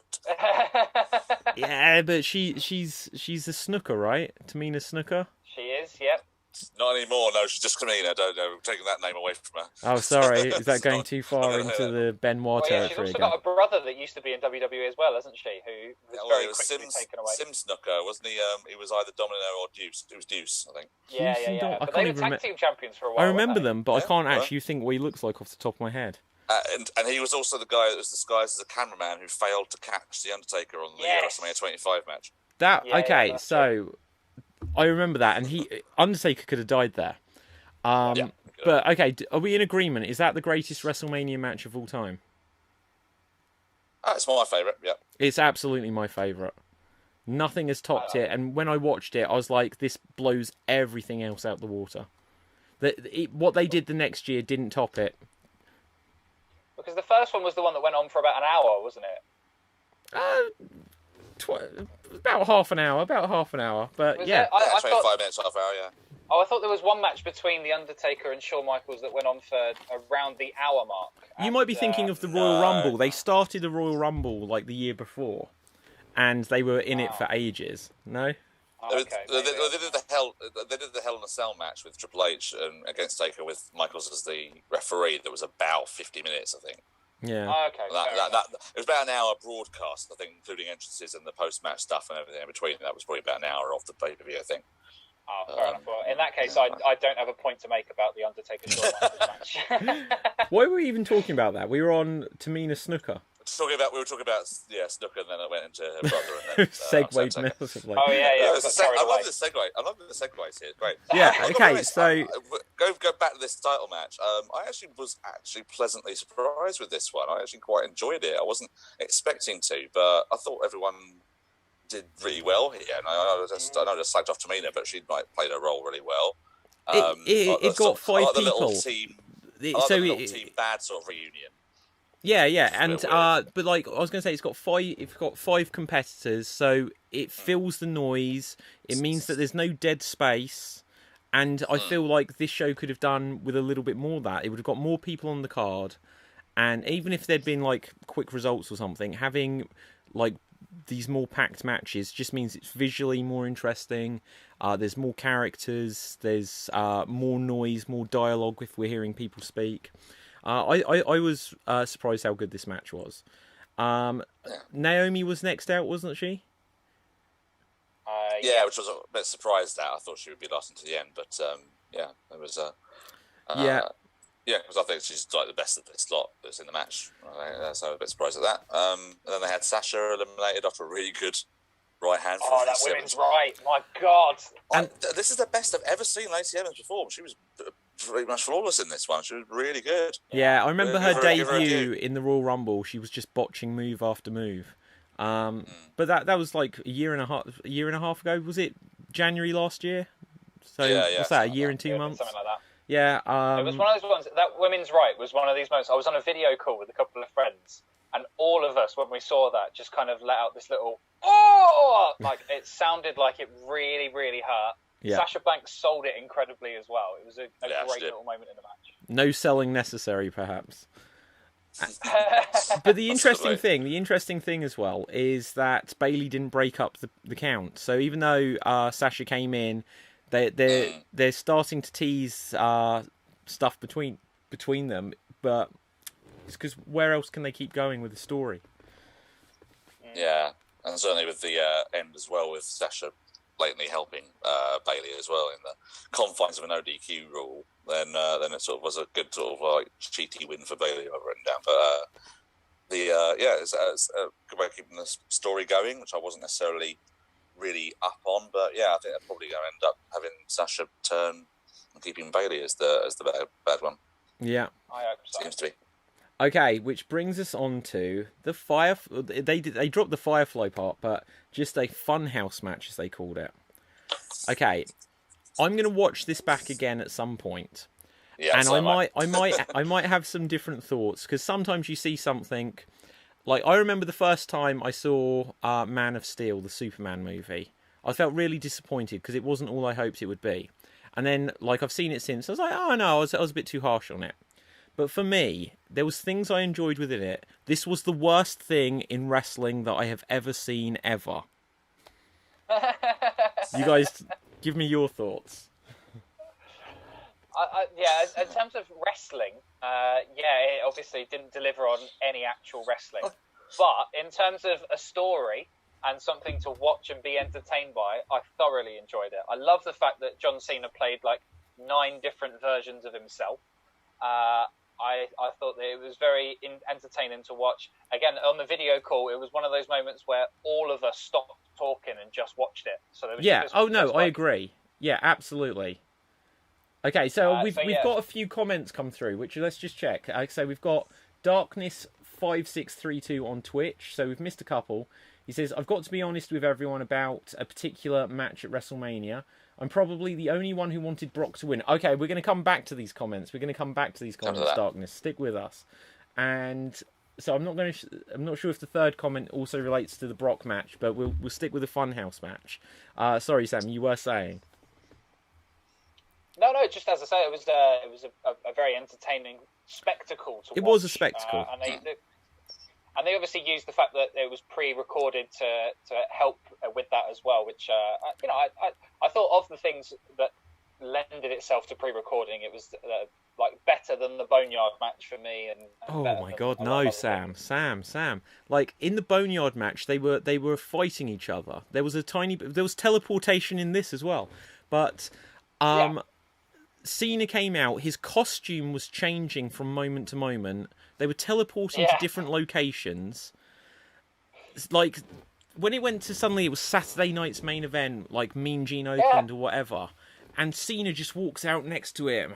It's like, do ya? If you get the reference. But why would Cena do that? Why would he be repeating old promos? If this had been... He's in the magic. Because it's in the Firefly Funhouse. He's there. Okay, but you know what? If they wanted it to be like the door. If they wanted it to be a Hall of Mirrors or something like this, or a creepy circus, or a toy shop, that's what I expected. And then like there'd be puppets jump up and he'd grab them, and it's like no one there. And it's like, well, who's controlling the puppets? You can half believe that, because then you say, well, it was animatronics, it was a hologram or something. If it was that he goes into a room and suddenly he is dressed like Eric Bischoff for some reason, and he's just saying this stuff and he's just playing with Cena's head, but why was Cena playing along with it? Why? He was brainwashed. It's magic. How did he brainwash him? You muggle.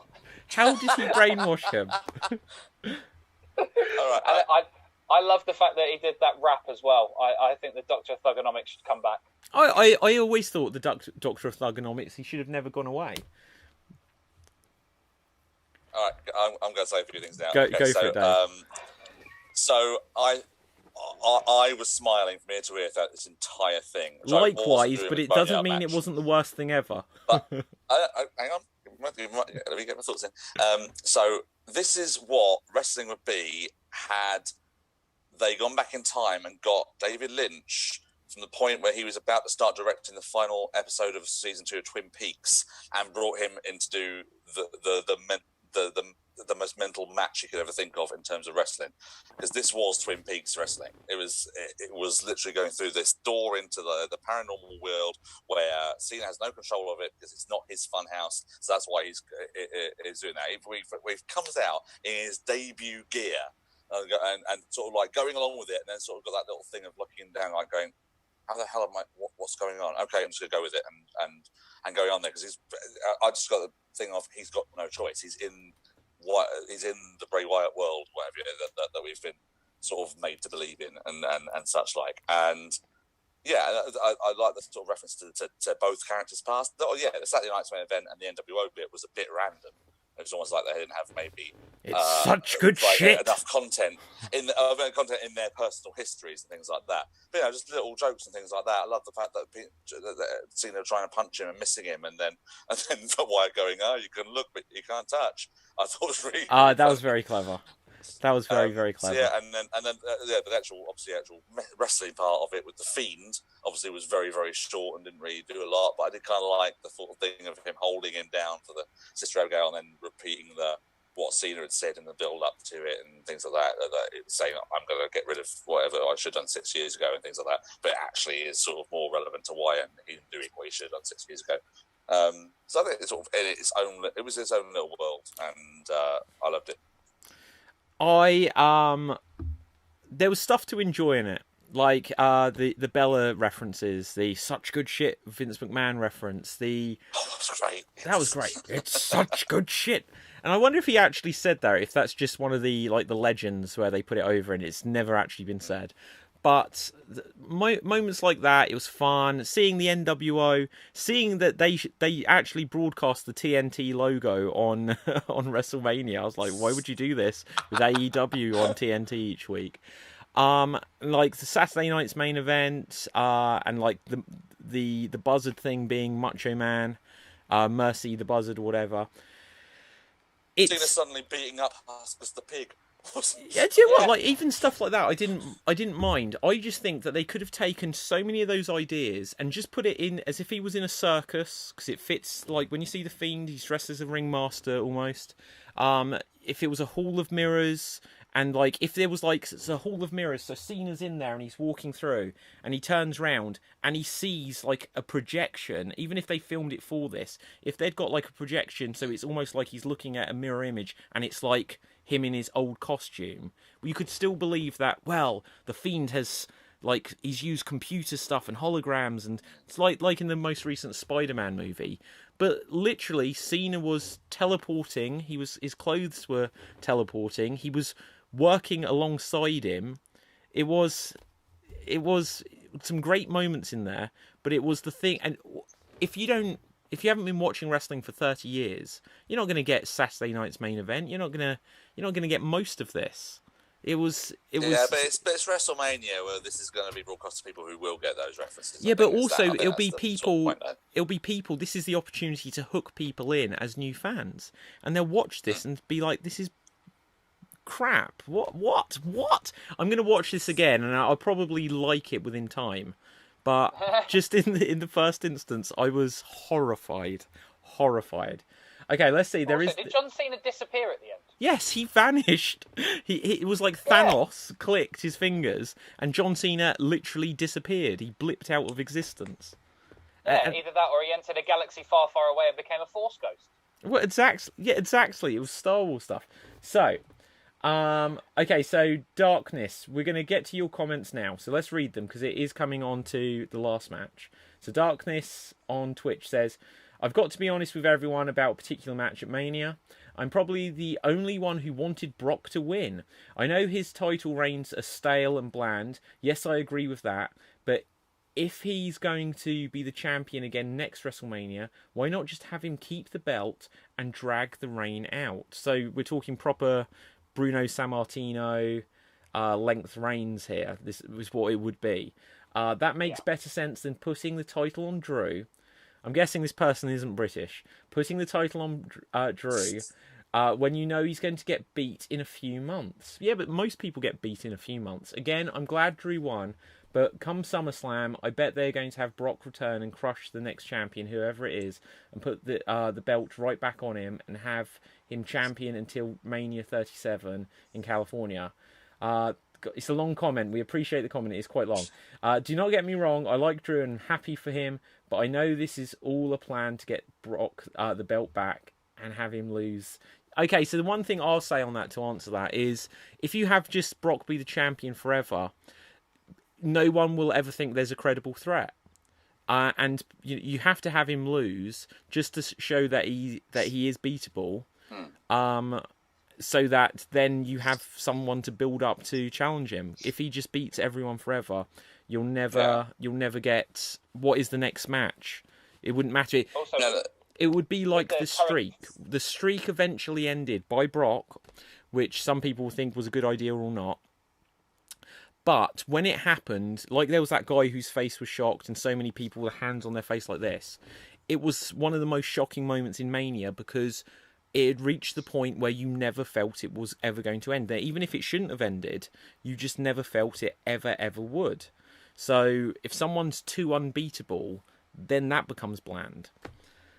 Anyway, what were your guys' thoughts? At the end of the day, they did build Drew up quite well in this entire thing, didn't they? Because obviously they had him eliminate him for the Rumble and basically have had Drew sort of win every physical encounter he had with Brock. So it wasn't like it was some random just getting a shock win over him, Yeah.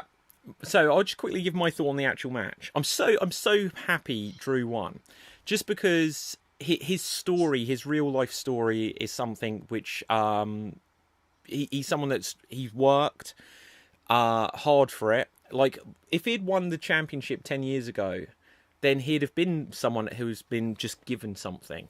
But he's got that fall from grace, and he's had to work back up to it. So, one, I like that. Also, I was always hoping the British Bulldog was going to become world champion, and it never happened. And then when it was going to, his son came to WWE, I was like, well, he could do it, where his dad couldn't. But finally, it's ridiculous. It's taken until 2020 for there to be a British world heavyweight champion in wrestling. So, Sam, what's your thoughts? I'm incredibly happy that Drew McIntyre won that match. I'm one of the people who is completely over Brock Lesnar. I'm not interested in seeing him. He's not an attraction to me whatsoever. I can see the appeal of if they are going to have him go into next WrestleMania as the champion, then I can kind of see the idea of him just keeping it for a very, very long time. Obviously, he only appears on the big shows anyway, so it wouldn't make too much of a difference there. But for me, I just think maybe he shouldn't ever be a champion again. I think he's had his run. I think that's my view on it. Yeah. I thought the match itself, though, I was kind of shocked. I feel like Brock Lesnar was backstage and he watched the Goldberg match and he was like, he's got something there. And they just kind of repeated it. Because it was just finishes. I was sorry. I had the same thoughts and feelings. I'd hated the match. I hated it. It was the same structure as the Braun Goldberg match. It was the same sort of stuff. There was one extra move. There was a German suplex. That's about it. And slightly different structure. But again, it was just like they didn't let Drew do anything. They didn't. It was just hit the Claymore a few times. Hit the Claymore again and again and again, and then you'll get the win eventually. It's like it blew the sales out for me. It took the sales from me out from under the match, in my opinion. And had this been in front of a crowd, then obviously yes, it would have been a lot hotter, I guess. But essentially, it was no different to the Braun match. Braun Goldberg match. Yeah. And it wasn't really much different to Brock and Rollins from last year. Rollins just kept hitting the stomp again and again until he got the win and all that sort of stuff. So it's this whole thing of repeated moves. I think. Fair enough. Drew didn't hit a low blow. That's fair enough. I think we can see. I think from this that we can see the influence of Paul Heyman, because Paul Heyman is going to, even if he's not directly booking every Goldberg match or something, I think he probably is, because we know there's that relationship there, and I can see the logic in him saying to them, but like, what if someone just is dominant and they just hit this and then they kick out and they hit it again, and then they come back and hit their finishes, and that's it. But also, and I genuinely think they looked at the audience with the empty seats and like, we're not going to kill ourselves for this. We're going to do the moves that will be shown in the highlight reels, and that's all we need. And that's what they did. Because the one thing, whereas there were matches where it's like, wow, they over-delivered, and like Edge Orton, if Edge is only going to wrestle 3 matches a year, then maybe it is what he'll do, where it's like, well, you booked me for this, you're paying me for this, I'm going to give it my all. But it might be that Brock, Heyman, Goldberg, these guys, they're like, do you know what, if there's no audience here, let's just set up for the rematch. Let's just say, well, that was so short, you hit these moves, you could never properly out-wrestle me. But it was a great result and a great feel-good ending for Drew, but I expected more from the main event of WrestleMania in terms of the actual match. And if it had been this, but without the Goldberg match the night before, we'd have probably still been talking about Goldberg, in that Goldberg came in, had that 1 minute match with Lesnar a couple of years back, and at the time that was amazing, but we didn't know, because it was so different from anything they'd done before, but now they've done it 3 or 4 times. And so if it had just been this match was the only one like it, it'd have been like, oh my god, Drew is the man, it's made him. But being a repeat of the Goldberg match the night before almost, I felt that they didn't book the match correctly. But the result I'm happy with. Yeah. I could definitely get on board with that. But hopefully they'll have a better rematch. Yeah, well, hopefully, obviously, the rematch will happen in front of a crowd, which would be a big difference in the match anyway. So hopefully that will be the case. Yeah. Yeah, I mean, obviously, going back to the comment saying about, what's going to happen a few months down the line, let's just see if we've got any wrestling happening a few months down the line, because at the moment, Florida is completely shut down. So, don't know what's going to happen on any show, whether it's WWE or AEW or anywhere else at the moment. So, let's just hope we get some sort of product. But if we don't, then let's just enjoy the stuff that's out there at the minute and sort of like let them have a break.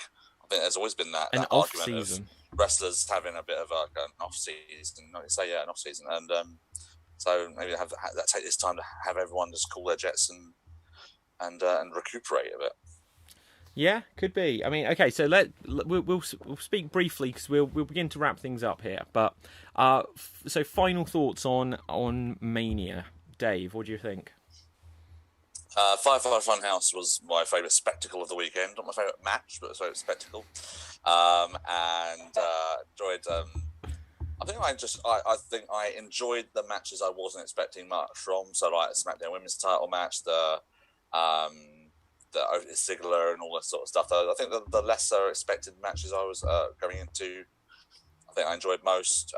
Probably actual match of the weekend, I'll go probably for Ripley and Charlotte. Okay, yeah. Yeah, I think some. Yeah, this is a weekend of things either over delivering or mega under delivering. My final thoughts are that we'll all be very, very grateful when they have an audience again. I also think that we're going to get perhaps only once or twice in a year, just like how we have like Hell in the Cell and stuff like this, Elimination Chamber. But I think we're going to get more cinematic wrestling. I think the Boneyard match showed how well it could work. I think the Firefly Funhouse match, in my opinion, undid a lot of that good the next day. But I still think there are things from that they can learn from, even if it's just in terms of how they could shoot backstage segments or things that aren't billed as being a match. If that was something else, some sort of weird spin-off or special or something, that would have worked. But I think the match of the two shows was the Boneyard match, and I think probably for me the biggest disappointment were just not the results, because I expected both results to go their way, but the content of both world title matches. I'd have liked to have an extra 3 minutes on both would have given them, and just different moves. Braun can dominate someone within 5 minutes, and if there's like even 8 different moves, but like I think you literally counted 3 variety of moves. But yeah, it'll be interesting. How about Sam? Did you give your final thought?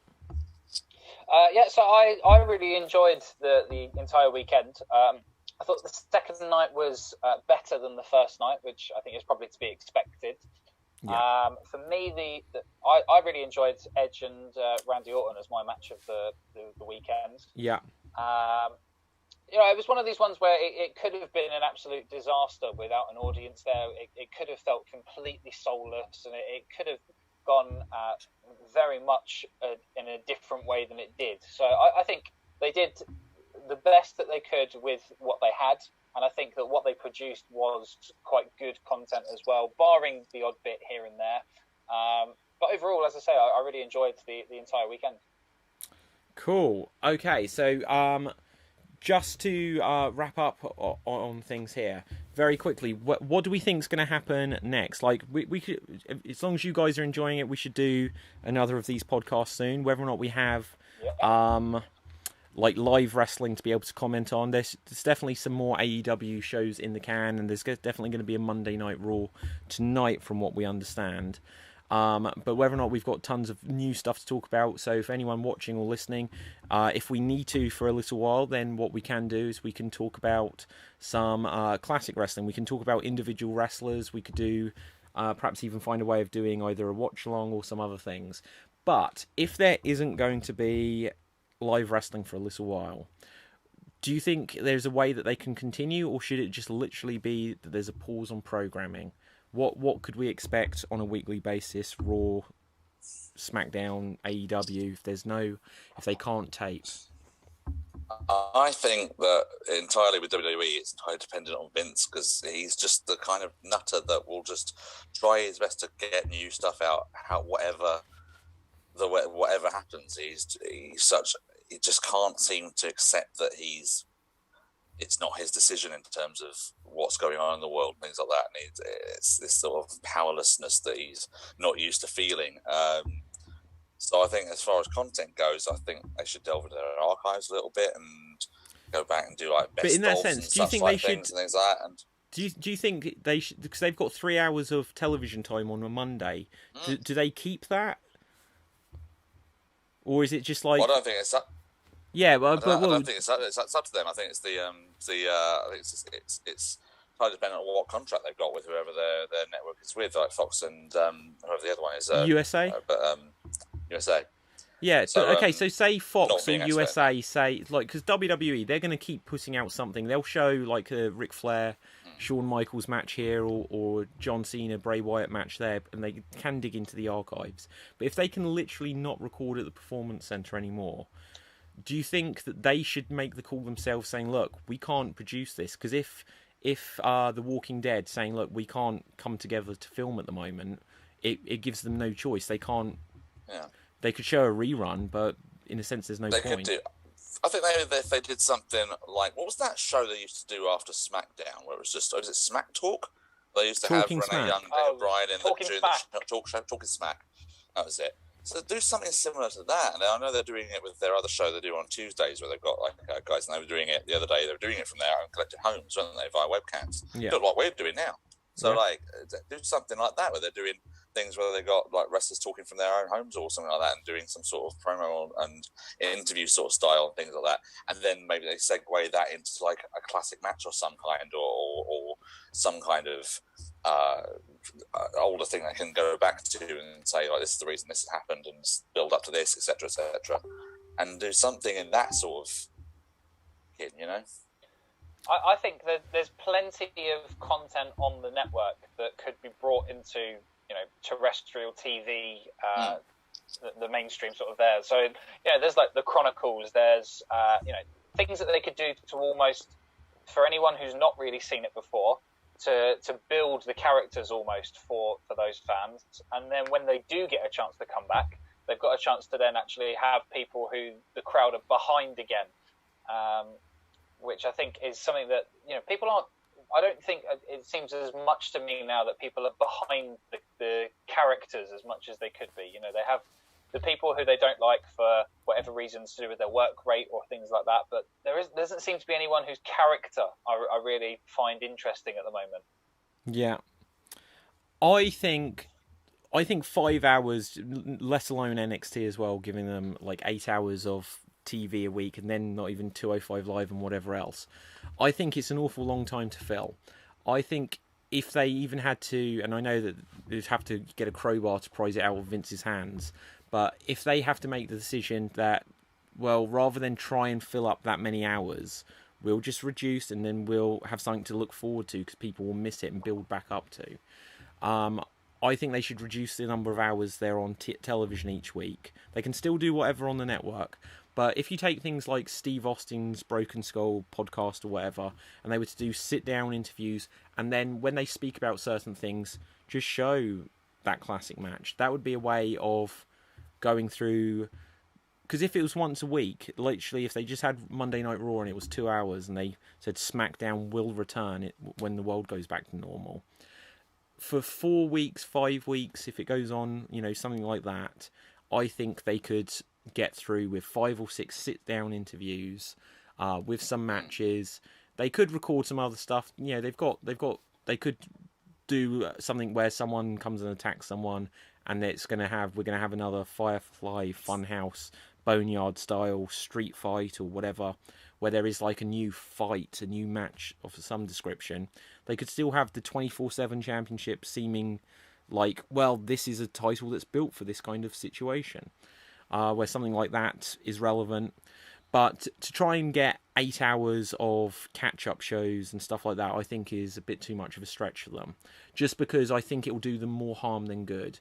Because sometimes absence can make the heart grow fonder or whatever with television shows, and it being off a little bit will mean that they'll probably come back stronger. Cool. Yeah, I think that's a very good point to make as well. Cool, guys. Well, I've really enjoyed going over everything here, and I think we should begin to put our thoughts to bed here. So, Dave, where can we find you on the social media? You can find me on Twitter at Degrino, and all my other social media stuff is on there. Okay, Sam, where can we find you? So you can find me on Facebook, Sam George Performer, and there is Twitter and Instagram at Samuel O. George. Oh, George. Okay, and of course, I am David Pistansky, which is spelled Pustansky, and you can find David Pistansky on Facebook, on Twitter, on Instagram, and of course, this is the Superkick Mania Pro Wrestling Podcast. You can find that on Twitter at Superkick Mania. And of course, the actual podcast, the audio version of it, is available on iTunes and Spotify and Google Podcasts, Spreaker, and all of the major podcast platforms out there. And it is part of the Extreme Improv Podcast Network, of which there are many podcasts, some of which are like comedy show based, including the Extreme Improv Radio Rumble, which title was even a little bit themed after professional wrestling. Its next edition is on in an hour. Next edition is on in an hour, so check it out. If you're listening to this and it's not live, then just go find it somewhere. Go onto the Extreme Improv Facebook or YouTube channel, or like I said, iTunes, Google Podcasts, or any of these things, and you'll be able to find it. And at the moment, if you're listening to this live, and maybe in the future if we continue them, we're doing live streaming shows, currently every Wednesday, but also on some other days as well, which are called Extreme Improv Extremed. And by all means, check that out. It's an interactive online comedy show. So, guys, it has been an absolute pleasure. Everyone out there, I hope you're going to stay safe, wash those hands, and until next time, delete! Okay, bye everyone. Bye. Bye everyone. I did that upward.